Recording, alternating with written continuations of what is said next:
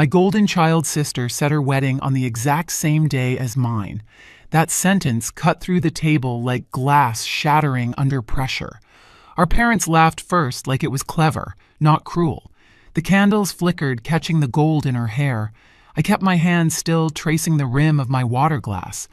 "You're fine with that, right?" she asked, voice soft and venomous. I nodded once. Of course. They mistook silence for surrender. What they didn't see was the guest list already waiting in my planner. 2 months later, that same table would fall silent for a very different reason. The first time I realized silence could keep me safe, I was 8. Sienna, my sister, stood on the front steps, her dress catching the morning light while Mom fussed with her hair for a local ad shoot. "Smile wider, honey," Mom said, voice warm, eyes soft. Behind them, I held the lunchbox I'd packed myself, waiting for someone to notice. No one did. At school, I worked hard. Grades were my way of earning space. When I came home waving a test marked 100, Dad barely looked up from the newspaper. "Don't make your sister feel bad," he said. His voice was flat, but the words cut clean.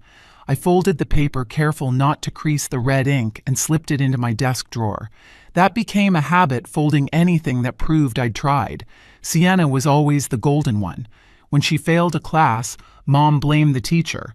When I aced mine, she said nothing. On my 13th birthday, the cake had her name on it, too. "We thought it'd be fun to celebrate together," Mom explained. Sienna blew out every candle before I could touch one. I learned to clap for her even when it burned. Our father worked long hours at an insurance office. He came home smelling like ink and disappointment. I became useful washing dishes, checking bills, managing the quiet parts of the house. He liked that. "You're reliable," he'd say. It never sounded like love. In high school, I developed a crush on a boy from my math class. I told Sienna once, just once, while braiding her hair. She smiled into the mirror, then went out with him the next week. When I cried, Mom said, "Don't be dramatic. He just prefers pretty girls." That was the night I stopped sharing things I cared about. College wasn't an option. "Sienna needs the tuition more," Dad said.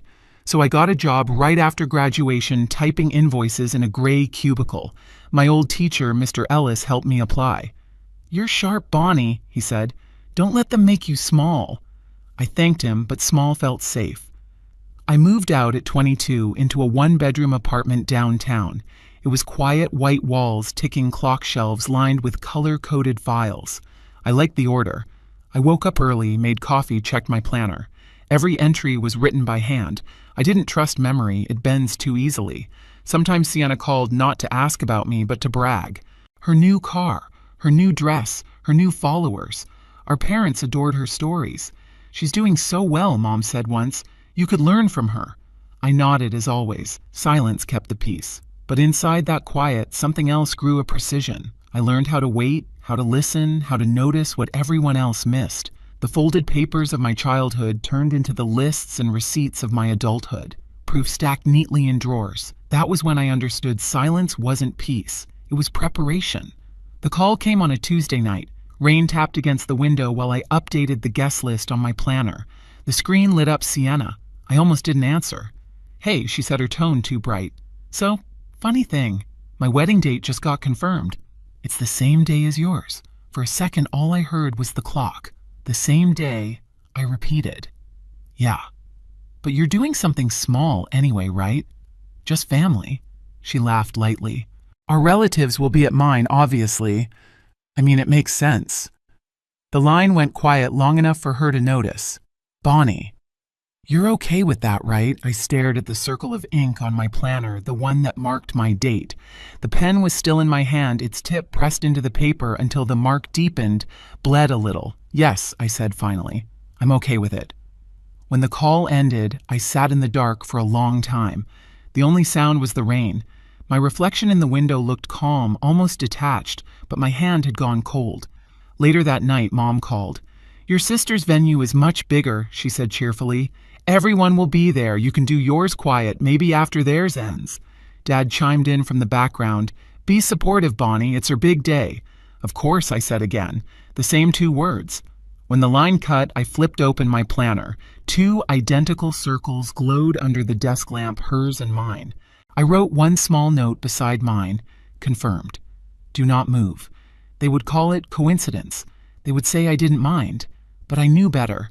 They'd spent years teaching me to stay small, stay silent, stay in the shadows. This time, I would stay right where I was, under the same light they thought belonged only to her. The morning after that call, I woke up before the alarm. The apartment was gray and still the kind of quiet that sounds like waiting. Steam from my coffee fogged the window, blurring the skyline of Chicago. I opened my planner and ran a finger over the word confirmed. The ink had dried smooth. At 8 sharp, I walked into the office. I'd been at that company 9 years long enough to know how to make things happen without being noticed. While the others chatted about their weekend plans, I opened the HR portal and began drafting an internal memo. Invitation to the Carter Reed wedding formal attendance requested. I didn't send it yet. I just saved it as a draft, my cursor blinking like a heartbeat. By noon, I had called the event coordinator. Yes, I said we'll keep the same date. She hesitated. Are you sure? The other family? I'm sure, I interrupted gently, but we'll need the grand ballroom instead. Of course, Ms. Reed. That night I told Liam, my fiancé, about the call. He was quiet for a long time, then asked, You're really not changing it? No. He nodded once, his expression unreadable. Then we do it right. Proper guest list, proper lighting, proper sound. I smiled faintly. Proper silence. The following week unfolded like a montage no one saw. Click. The sound of my keyboard as I finalized the HR email. Swipe. The pen marking each confirmed RSVP from executives and department heads. Print. The stack of envelopes sealed with gold wax. Check. Payments cleared for the ballroom, catering, and live music. Every task felt exact. Deliberate. The rhythm, steady and cold. Silence, I realized, was not absence. It was control. Mom called again midway through the week. Your sister's reception is going to be beautiful, she said. You'll come by to help set up, won't you? I looked at the file of invoices beside me. I'll be busy that day, I said. Busy? But it's her wedding, yes, I said softly. It is. She didn't notice the difference in my tone. She never did. At night, I'd spread everything on the dining table, the seating chart, the printed guest list, the timeline for the ceremony. Liam sat across from me, reviewing details. You're sure this isn't too much? He asked once. Not enough, I replied. He smiled slow and proud. Then let's make it perfect. We visited the venue together a week later. The grand ballroom stretched wide and luminous chandeliers scattering light like ice. It's elegant, I told the manager. But keep it understated. Yes, ma'am. I touched the fabric of the drapes, thick ivory soft, under my fingertips. No excess decoration. I want people to hear the quiet. The staff looked puzzled. Liam didn't. He understood. Each night I recorded small details, the final guest count, the seating for Mr. Carter, Liam's father, the CEO. I adjusted schedules, reserved parking for senior executives, arranged for live musicians from the company's charity gala list. Every name I added made Sienna's guest list thinner by default. She and her fiancé Noah had chosen the same venue complex, 2 halls, same floor. She thought it would humiliate me. When the final confirmation email arrived from HR, attendance mandatory for all upper management, I read it twice, then archived it. One evening, I found an old box in my closet. Inside, among old papers, was the folded test I'd once hidden as a child. The red 100 still glared through the creases. I unfolded it carefully and laid it flat on the table. Next to it, I placed the current wedding schedule rows of printed names, sealed approvals receipts. Same shape, same order, different meaning. Liam walked in and paused. What's that A reminder? I said. He looked at the paper, then at me. You're calm, he said. I learned from the best. Your family, no, I said. They're mistakes. The night before the wedding, I barely slept. I ironed the dress, checked the planner one last time, and placed it by the window where the dawn light would hit first. The city outside was quiet, traffic muted. I watched the sun rise, its reflection turning the glass gold. At 7 a.m., my phone buzzed Mom again. Your sister's so nervous, she said. She keeps asking if you're jealous. I'm not, I said. Tell her not to worry. I won't get in her way. You're such a good girl. Mom sighed relief in her voice. I hung up before she could hear me whisper, not anymore. In the stillness that followed, I could almost hear the next day breathing, waiting. 2 weddings, 1 date, same address. They thought it would crush me. They didn't realize they'd just booked a front row seat to their own silence. The air that morning felt heavier than usual, almost metallic, the kind of quiet that comes before a storm, calm but charged. I arrived early, the hem of my dress brushing against the marble floor of the hotel lobby. Staff hurried past with bouquets and trays of champagne, 2 signs at the entrance reading, Ballroom A, Reed Carter, Wedding. Ballroom, B. Sienna and Noah. Same day, same building, 2 versions of the truth. Our ceremony began at noon. Guests filed in, voices low, the air humming with polite laughter. I watched the rows fill Mr. Carter near the front, his colleagues, Liam's friends, my co-workers. The room glowed under crystal chandeliers. When the string quartet started playing, the sound vibrated through the floor like a heartbeat. Upstairs, a florist whispered to a passing waiter, "Didn't half the guests cancel on the other wedding?" The waiter nodded. Something about a company event. By the time the vows were spoken, the other hall was nearly empty. When I turned toward Liam and said, "I do," the applause was soft but full, a sound that felt earned. Through the tall windows, I caught a glimpse of Sienna in the courtyard below her gown. Brilliant, her expression fractured. Noah beside her, pacing his phone pressed tight to his ear. Half an hour later, as our reception began, they entered. I noticed them before anyone else did. Mom, Dad, Sienna, and Noah all dressed for the wrong room. Their faces shifted when they saw the crowd, the executives, the press photographers, the Carter family gathered together like a constellation of power. Sienna blinked, trying to process. Why are all my guests here?" she whispered. Noah's voice cracked. "These are my company's clients. Why are they here?" Mr. Carter stood, then his presence quiet but absolute. "It's strange, isn't it?" he said. 2 weddings, 1 date, but only one of them is my son's." The microphone on the stage caught his words, sending them across the ballroom. A silence spread clean and absolute. Mom's smile faltered.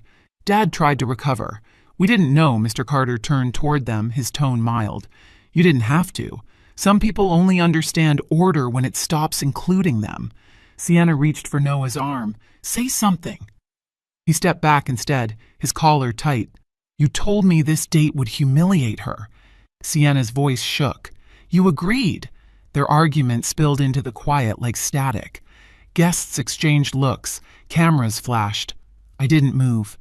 I stood by the table, glass in hand, the same posture I'd held during the dinner where it all began.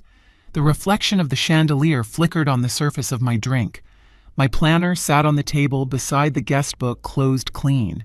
Mr. Carter spoke again, softer this time. "Let's keep this day for the people who earned it."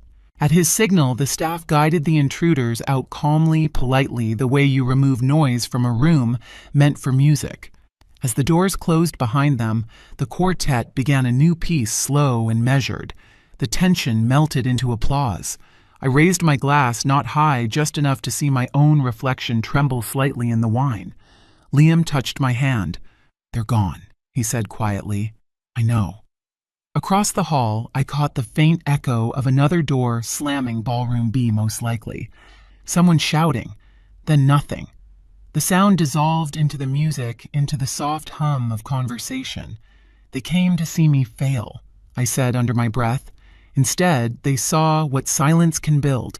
Liam smiled, small and steady, and destroy. We clinked glasses, once not for victory, but for balance restored. The rest of the evening unfolded in calm waves, no speeches, no drama, just the steady rhythm of forks against porcelain laughter that belonged in the right room this time. When it ended, I took one last look around the chandelier light, the guests, the polished floor, where my reflection stood clear and unbroken. The silence they left behind was perfect. The morning after the wedding, the city was washed clean. The skyline glowed pale gold through the window, the streets below damp and quiet. I stood in the kitchen, barefoot, stirring sugar into my coffee. The cup clicked softly against the counter, steady measured. Liam was still asleep. The sound of his breathing blended with the hum of the refrigerator. On the dining table lay my planner, closed now, its pages slightly warped from overuse. Beside it, our marriage certificate rested flat under the morning light. The seal caught a shimmer the same color as the ink I'd used to circle that date months ago. For years, I had folded proof of myself small enough to hide in drawers, grades, receipts, unspoken things. Yesterday, I finally unfolded them all. No confrontation, no raised voices. Just a quiet line drawn straight through everything that used to hurt. I thought of Sienna. Maybe she woke to silence, too. An empty inbox, an unanswered call, the sound of her own reflection cracking. Maybe our parents sat in their house still trying to understand the moment the room stopped clapping for them. I didn't feel joy imagining it, just distance. The kettle whistled softly. I turned it off before it grew loud. Liam entered, hair mussed, eyes half open. "Morning," he said. "Morning," I replied. He leaned against the counter. "You okay?" I nodded. Yes, finally. We didn't talk about the wedding. We didn't need to. It had already done what it needed to end something old, begin something quiet. When he left for work, the apartment settled into a calm rhythm again. I opened the window slightly. The air smelled like rain and bakery bread from the shop downstairs. Somewhere far off, a train moved through the city, its horn low and fading. I sat at the table, opened my planner one last time, and drew a clean line under the final entry, "Reed Carter Wedding Completed." Then I closed it and placed it beside the certificate. The light shifted across both papers, merging them into one soft reflection. Silence this time didn't mean absence. It meant ownership. In families like mine, power doesn't shout, it withdraws. And when it does, the room finally learns what silence sounds like. It isn't empty. It's earned. It's the sound of boundaries settling into place of peace, finding its own volume after years of being spoken over. If this story stayed with you, stay for the next one. Every silence hides a reckoning. Every reckoning starts with one quiet act of courage. Subscribe, keep listening, and let's uncover how calm can become the loudest justice of all. New stories each week where revenge speaks softly.